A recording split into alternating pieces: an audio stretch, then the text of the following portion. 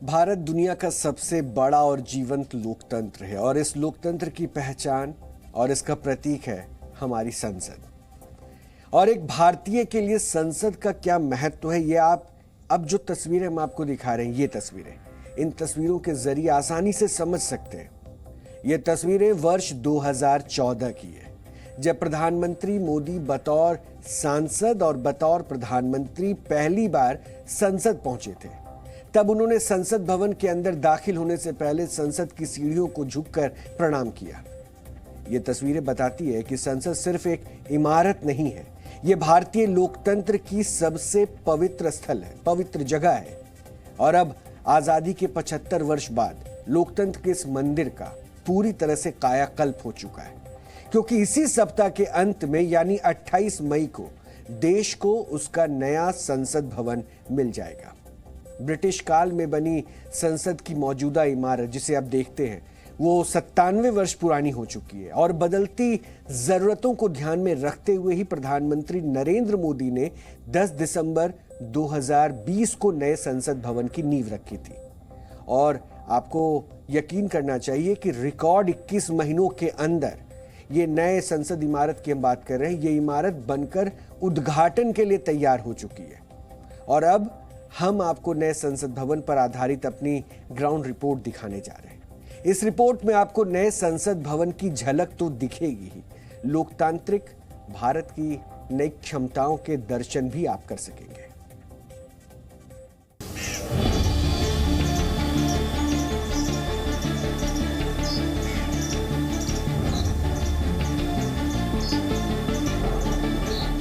भारत दुनिया का सबसे विशाल और सबसे जीवंत लोकतंत्र है। इस लोकतंत्र का मंदिर है हमारी संसद।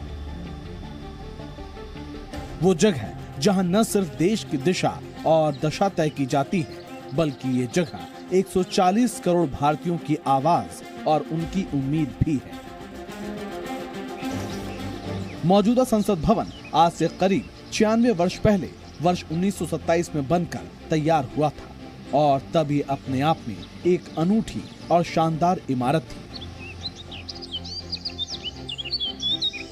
लेकिन बदलते वक्त के साथ भारत की जरूरतें और आकांक्षाएं भी बदलती गईं और भारत की नई संसद इन्हीं बदलती जरूरतों और आकांक्षाओं का प्रतीक है।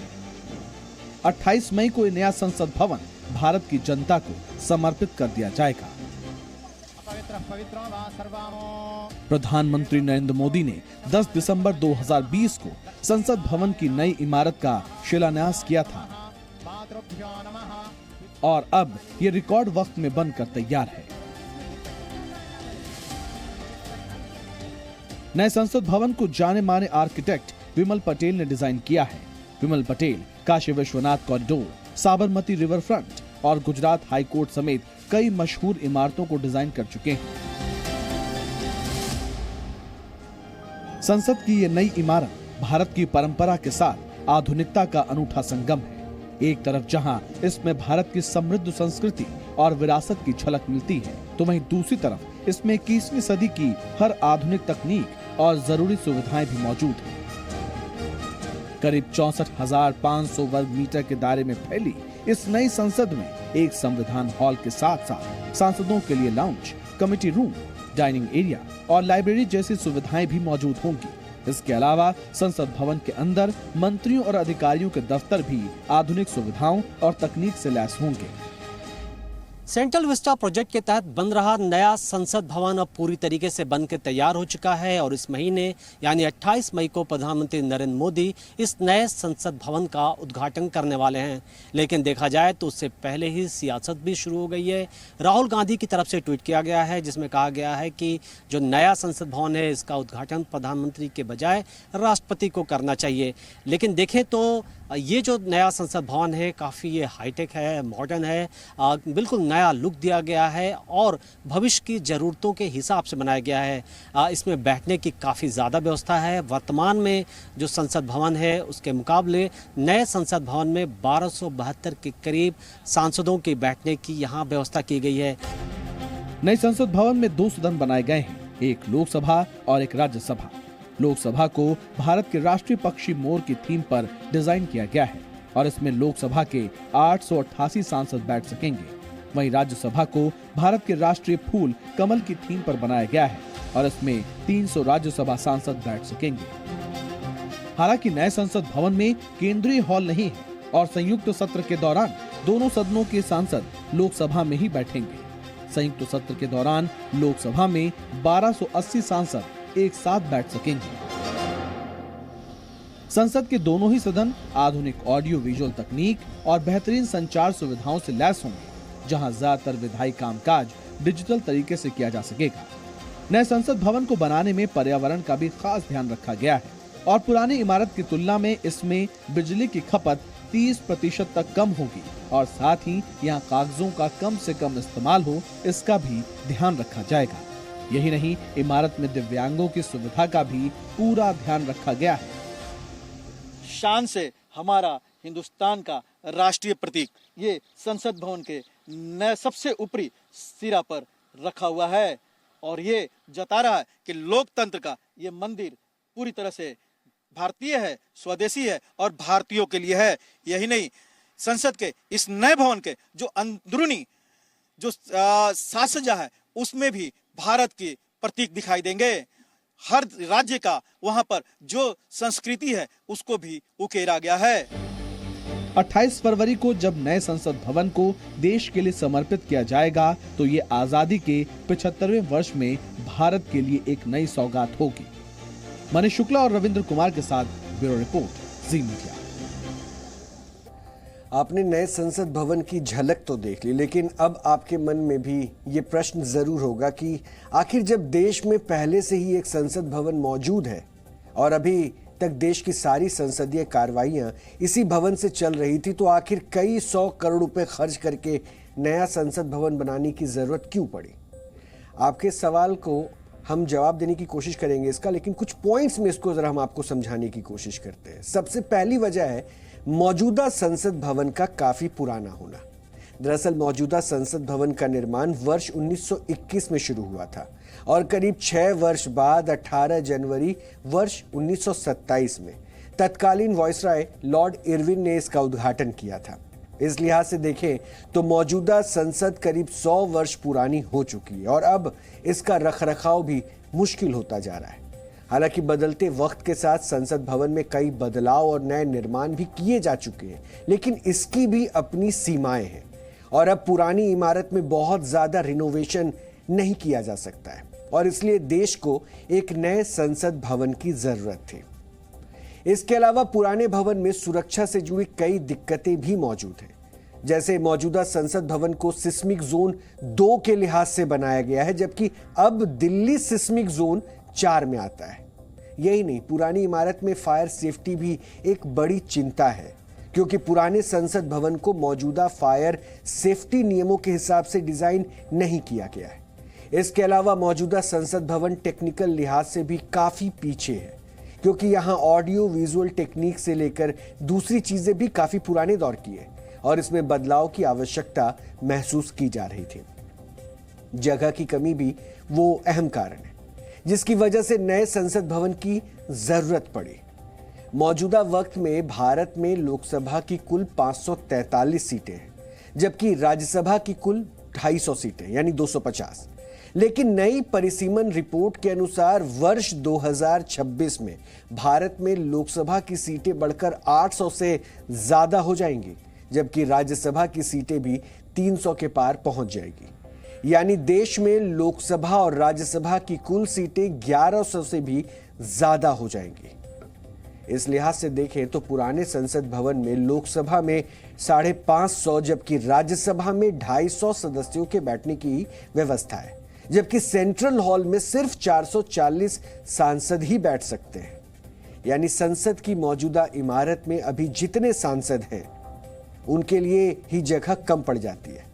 ऐसे में अगर नई परिसीमन रिपोर्ट की सिफारिशें मान ली गई तब तो बड़ी संख्या में सांसदों को बैठने की जगह भी नहीं मिल सकेगी और इसलिए संसद के लिए नई इमारत बनाने का फैसला लिया गया, क्योंकि नए संसद भवन में लोकसभा के अंदर 888 सदस्यों और राज्यसभा के अंदर 384 सदस्यों के बैठने की व्यवस्था की गई है। जबकि संयुक्त सत्र के दौरान लोकसभा में राज्यसभा के सांसदों को मिलाकर कुल 1280 सांसद बैठाए जा सकेंगे। कहा जा रहा है कि भारत की नई संसद न सिर्फ भव्य होगी बल्कि बदलाव के नए दौर का प्रतीक भी होगी। लेकिन इस संसद भवन पर अब सियासत भी शुरू हो गई है और विपक्ष उद्घाटन की तारीख से लेकर उद्घाटन के तरीके पर भी सवाल उठा रहा है। टीएमसी सांसद डेरेक ओब्रायन ने ट्वीट कर कहा कि यह प्रधानमंत्री के निजी कार्यक्रम जैसा है। संसद केवल एक भवन नहीं बल्कि परंपरा मूल्यों का प्रतीक है। राहुल गांधी ने भी ट्वीट कर बीजेपी पर सवाल उठाए हैं। अब आपको नए संसद भवन पर जारी इस सियासी तकरार को भी जरूर सुनना चाहिए। प्रधानमंत्री खुद करते हैं, ये राष्ट्रपति करना चाहिए। पहले फाउंडेशन करते वक्त भी वो उस वक्त के जो शेड्यूल कास्ट समाज से आए थे, दलित समाज से, उनको फाउंडेशन पे नहीं बुलाया। इस वक्त इस इनॉग्रेशन को भी वो शेड्यूल ट्राइब मुर्मा जी है और ये बोलते हैं हम शेड्यूल कास्ट शेड्यूल ट्राइब्स को इतना महत्व दिया। अरे जिस जगह महत्व देना है, उनकी गरिमा बढ़ाना है, उस जगह तुम उनको देते नहीं और बात के लिए, अपने वोटों के लिए ये बात कहकर दूर हो जाते। संसद भवन बना है तो आवश्यकताओं के अनुसार बना है, लेकिन पीड़ा होती है क्यों विरोध करते हैं। और विरोध में कुछ तो अस्तर होना चाहिए। पहले कहा कि नहीं बनने नहीं देंगे, भारत के इतिहास से खिलवाड़ है। कितना पीआईएल हुआ आप भी जानते हैं, कई स्पॉन्सर था। फिर कभी बाघ के चेहरे या मुस्कुराहट पर आपत्ति है। मतलब आप किस सीमा तक जाएंगे। देखिए, पहली बात तो मैं ये कहूंगा, राष्ट्रपति के बाद उनका प्रेम देख करके मुझे बड़ी खुशी भी हो रही, अजूबा भी लग रहा है। पहले क्या क्या बातें कही गई थी वर्तमान राष्ट्रपति के उम्मीदवार बनने पर, याद है ना आपको। मैं उस पर नहीं जाऊंगा। राष्ट्रपति का हम सभी सम्मान करते हैं और करना चाहिए, लेकिन थोड़ा कांग्रेस अपने गिरेबान में झांक कर देखे ना। सब खोलना शुरू करूं कि वर्ली सीलिंग का उद्घाटन किसने किया? सोनिया जी ने किया था। अटल टनल का शिलान्यास करने की बात भी लोग कहते हैं सोनिया गांधी ने किया था। तो जो प्रधानमंत्री नहीं है वो सब कर रही है, और यहां पर प्रधानमंत्री की पूरी परिकल्पना है। उन्होंने इसके लिए प्रयास किया, आपने विरोध किया, तो अब ये सवाल कर रहे हैं। 2 डेट्स मैं आपको बताता हूं। एक डेट है शायद अगस्त 1975 की, जब इंदिरा जी प्रधानमंत्री थी, उन्होंने पार्लियामेंट एनेक्स की इनॉग्रेशन की थी। ठीक है। दूसरी डेट है, जहां तक मुझे याद आता है, 75 में 87 की 15 अगस्त 87 में राजीव जी जब प्रधानमंत्री थे, उन्होंने पार्लियामेंट लाइब्रेरी की। ये होमवर्क करते नहीं अपने समय में। जो देखिए, हेड ऑफ स्टेट और हेड ऑफ गवर्नमेंट में देयर इज अ डिफरेंस। अगर आपके हेड ऑफ गवर्नमेंट इनॉग्रेट कर सकते हैं पार्लियामेंट की एनेक्सी को और लाइब्रेरी को, तो हम इस समय के हेड ऑफ गवर्नमेंट क्यों नहीं कर सकते? Simple is that.